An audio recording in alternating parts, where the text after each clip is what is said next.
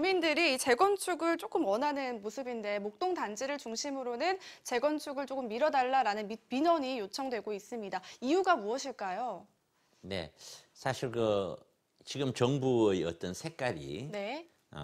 상당히 뭐랄까요, 성장 위주의 어떤 정책보다는 분배 위주의 정책 쪽에 가까운 그런 정부의 색깔을 갖고 있는데, 그러다 보니 많이 강남이라든가 이런 핵심 지역을 중심으로 해서 가격이 많이 올라가는 현상을 어떤 정부보다도 조금 뭐랄까 싫어한다고 할까요? 그런 색깔을 띠고 있죠.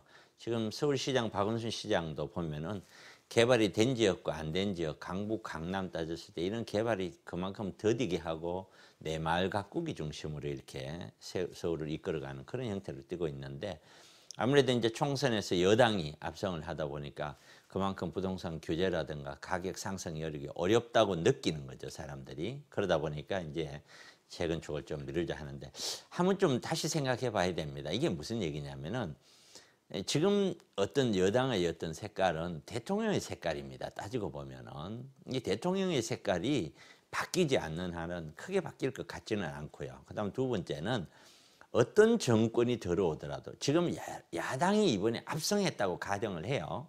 그러면 이걸 다 풀어줄까요? 못 풀어줍니다. 현재 가격대가, 지금 서울에 있는 아파트 가격대가 너무 사람이 부담을 느낄 만큼 너무나 많이 올라오면은 그걸 구입을 해서 시세 차익을 보는 사람은 행복할지 몰라도 대다수의 주민들은 상실감을 느끼게 됩니다. 이래서 주민 간에 또 시민 간의 위화감도 조성이 되고 양극화가 되고 하기 때문에 정부 입장에는 어떤 정부가 오더라도 어떤 정권을 잡더라도 가격이 높을 때는 누르는 정책을 쓸 수밖에 없는 것이에요. 그러나 이제 보십시오.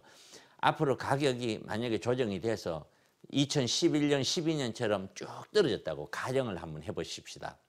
그럼 지금 정부는 어떻게 할까요?